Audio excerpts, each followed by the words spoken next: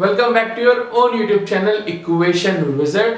आज हम लोग शुरू करने वाले हैं चैप्टर नंबर 2 का एक नया टॉपिक जिसका नाम है rounding off the uncertain digit. Plus आज पढ़ेंगे एक्यूरेसी और प्रिसिशन के बारे में। तो चलिए जल्दी से शुरू करते हैं अपने आज का टॉपिक, वो है राउंडिंग ऑफ अनसर्टेन डिजिट्स।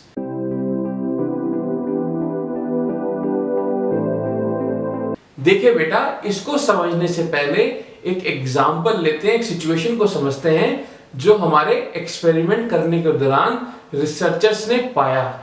हम भी उसी फेज में चलते हैं और समझने की कोशिश करते हैं कि आखिर इस चीज की क्या जरूरत है।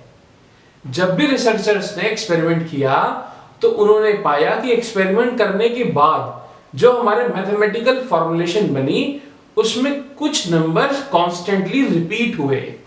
आई रिपीट, बहुत सारे मैथमेटिकल फंक्शंस के बाद यानी न्यूमेरिकल्स करने के बाद यानी कि कॉम्प्लेक्स प्रॉब्लम्स को सॉल्व करने के दौरान उन्होंने पाया कि हमारे जो रिजल्ट्स हैं, हमारे जो मैथमेटिकल फाइंडिंग्स हैं, उनके अंदर कुछ अनसर्टेन नंबर आ रहे हैं और वो नंबर हमें आगे की मैथमेटिक्स को सॉल्व करने में प्रॉब्लम क्रिएट कर रहे हैं। समझ पाए? फिर से बता दें, रिसर्चर्स ने पाया बहुत सारी एक्सटेंसिव रिसर्च करने के बाद कि हमारे पास एक्सपेरिमेंट के दौरान कुछ नंबर कॉन्स्टेंटली जनरेट हो रहे हैं फाइंडिंग्स की फॉर्म में, और वो नंबर जब हम दोबारा से अपने एक्सपेरिमेंट में यूटिलाइज करते हैं तो बहुत ही कॉम्प्लेक्स फॉर्मूले बन जाते हैं, जिसकी वजह से हमारी बहुत सिंपल फॉर्मुलेशन नहीं बन पा रही।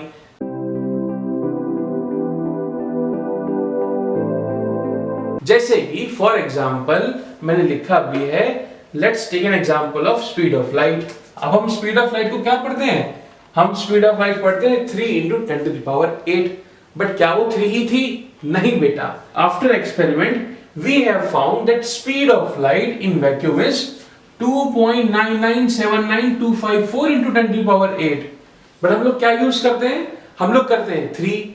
इसका मतलब रिसर्चर्स ने इस कॉम्प्लेक्स आउटकम को, इस कॉम्प्लेक्स फॉर्मुलेशन को 3 × 10⁸ की फॉर्म में इसलिए लिखा ताकि हमारे और रिसर्चर्स, बाकी रिसर्च करने वाले लोग इसको स्मूथली एक नंबर में यूज कर सके, जिससे हमारी मैथमेटिकल फॉर्मुलेशन इजी हो जाए।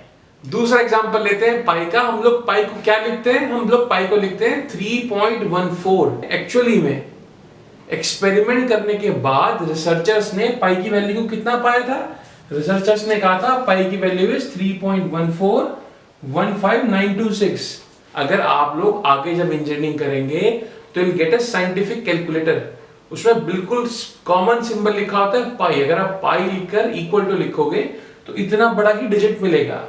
क्या कहने की कोशिश कर रहे हैं कि जितना नंबर ये है, ये नंबर एक अनसर्टेन है। बार बार रिपीटेडली एक्सपेरिमेंट करने के बाद भी, बार बार मैथमेटिकल फॉर्मुलेशन करने के बाद भी ऐसा कुछ अनवांटेड नंबर रिपीट हो रहा है।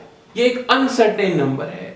तो हम लोग आज फिजिक्स में ये पढ़ने वाले हैं कि कैसे हम इस अनसर्टेन नंबर को शॉर्ट फॉर्म में लिखते हैं। तो हमने क्या कहा? हम पाई को क्या लिखते हैं? 3.14, but we have to normal value of computation is 3.12 और 3.14 ऑफ पाई। पाई की जबकि हमारी वैल्यू इतनी बड़ी है, बट हम लिखते क्या है? 3.14 या 3.142। अब देखो क्या है, the result of computation with approximate numbers which contain more than one uncertain digit should be round of. मतलब एक्सपेरिमेंट्स करने के बाद, कंप्यूटेशनल फॉर्मूलाज लगाने के बाद, अगर हमारे पास बहुत सारी अनसर्टेन वैल्यू है तो उसको हमें राउंड ऑफ करके ही लिखना पड़ेगा। समझ पा रहे हो? We need to round off uncertain digits या uncertain values in physics and we have to write a normalized form, जिससे बाकी लोग अपने एक्सपेरिमेंट्स को और स्मूथली कर सकते हैं। ठीक है बेटा, आगे देखते हैं। अगर आपको 10 को 3 से डिवाइड करना है, आप करके भी देख सकते हैं। तुरंत कैलकुलेटर निकालिए और डिवाइड कीजिए 10 divide by 3, then you will find multiple 3.333333। अब इतने सारे 3 को राउंड ऑफ करके कैसे लिखते हैं, ये आज हम जानने वाले हैं। इसको समझने की 2 कैटेगरी है। अगर जिस फिगर को हमें राउंड ऑफ करना है वो या तो 5 से ज्यादा हो तो ये केस है, और अगर वो खुद ही 5 हो तो क्या केस है वो उसमें देखेंगे।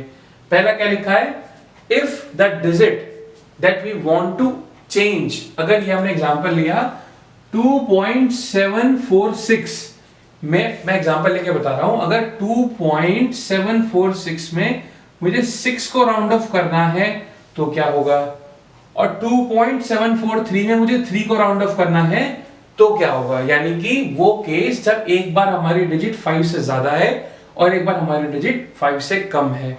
आई रिपीट, हम यहाँ पर राउंडिंग ऑफ अनसर्टेन नंबर लिख रहे हैं, उसमें अगर हमारा जिस फिगर को हमें राउंड ऑफ करना है अगर वो 5 से ज्यादा है तो क्या होगा, 5 से कम है तो क्या होगा, और वो खुद 5 है तो क्या होगा, ये देखना है। तो मैंने एग्जांपल लिया 2.746, यानी कि वो फिगर जिसको राउंड ऑफ करना है वो है 6 मतलब 5 से ज्यादा, तो हमारा ये वाला नंबर उससे पहले वाले नंबर में 1 जुड़ जाएगा, और अगर ये जुड़ जाएगा तो क्या बनेगा 2.75। ठीक है, जिस डिजिट को राउंड ऑफ करना है अगर वो 5 से ज्यादा है तो उससे पहले वाले डिजिट में 1 जुड़ जाएगा, +1 हो जाएगा, वो बन जाएगा 5 इफ इट इज 4। अब अगर वो डिजिट हमारी 5 से छोटी यानी कि 3 है तो उसमें 1 प्लस नहीं होगा ना ही माइनस होगा, नो चेंज, वो चीज ऐसे की ऐसे ही रहेगी, और हमने लिख दिया 2.74। क्या लिखा है definition, if the preceding digit is raised bye 1, preceding digit 1 बढ़ जाएगी, if the insignificant digit which is 6 to be dropped is more than 5, अगर ये नंबर 5 से ज्यादा है तो यहाँ 1 जुड़ जाएगा, और नीचे क्या लिखा है, is left unchanged if it is less than 5, और अगर 5 से कम है तो ये अनचेंज रहेगा, यानी कि ये रहेगा। आया समझ में? अब हम केस समझ गए, जब 5 से ज्यादा हो तब क्या होगा, 5 से कम हो तो क्या होगा, लेकिन अगर वो 5 ही हो तब क्या करेंगे, उस केस में अगर 5 है यहां पर, if the case is 2.745, यहां 5 है जो कि अनसर्टेन नंबर है, अगर जिस फिगर को हमें राउंड ऑफ करना है वो इवन है तो there will be no change. मैं फिर से बता दूं, जिस फिगर को हमें, जिस डिजिट को हमें ड्रॉप करना है, जिस डिजिट हमारी अनसर्टेन है, अगर उससे पहले एक इवन नंबर है तो there will be no change, और अगर उससे पहले ऑड है तो वो हमारा +1 हो जाएगा, अगर ऑड है तो देयर विल बी +1। 3 हमारा ऑड होता है ना, अगर 5 को हमें चेंज करना है, 5 है यहाँ पर और 5 के आगे एक ऑड नंबर है तो इट बिकम 2.74। क्या कह रही है definition, if the digit to be dropped is 5, जिस डिजिट को हमें ड्रॉप करना है वो खुद ही 5 है, if the preceding digit is even, 5 से आगे इवन है तो no change, the insignificant digit is simply dropped हो जाएगी, और अगर ऑड है तो 1 बढ़ जाएगी। फिर से बता दें, अगर हमारी राउंड ऑफ करते हुए डिजिट 5 से ज्यादा है तो +1 हो जाएगा, 5 से कम है तो कोई चेंज नहीं रहेगा, अगर 5 है और उसके आगे इवन है तो बेटा कुछ चेंज नहीं रहेगा, लेकिन 5 है और उसके आगे ऑड है तो वो 1 बढ़ जाएगा। चलिए जल्दी से देखते हैं अपने इस लेक्चर का लास्ट टॉपिक क्या है, एक्यूरेसी और प्रिसिशन।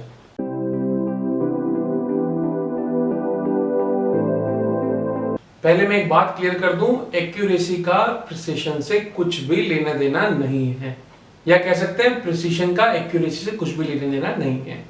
बहुत सरल भाषा में समझिए, अगर इस मार्कर की स्टैंडर्ड लेंथ 6 इंच है, आई रिपीट, अगर इस मार्कर की या किसी भी एलिमेंट की जिसको हम नापने वाले हैं उसकी स्टैंडर्ड लेंथ 6 इंच यानी कि ट्रू वैल्यू 6 इंच है, तो हम उस 6 इंच के जितना करीब पहुंच सकते हैं, अगर हमने उसमें 5.8 नाप लिया, 5.9 नाप लिया, तो उसके बोलेंगे एक्यूरेसी।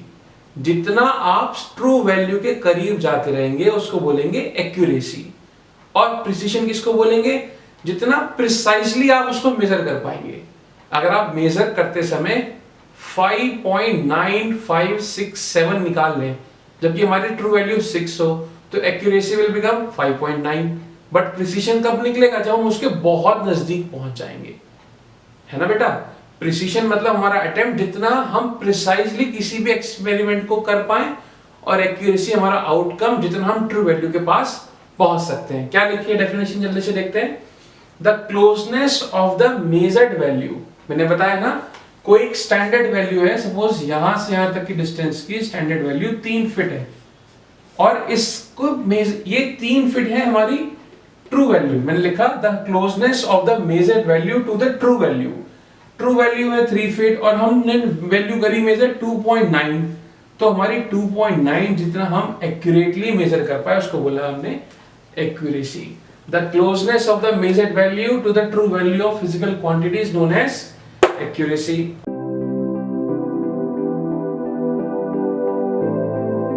और प्रिसिशन क्या है? प्रिसिशन मींस द एक्सटेंड और लिमिट, कितना लिमिट या कितने एक्सटेंड तक हम उस मेजर्ड वैल्यू को पहुंचा पा रहे हैं। The precision means the extend और limit to which measured of a physical quantity is done.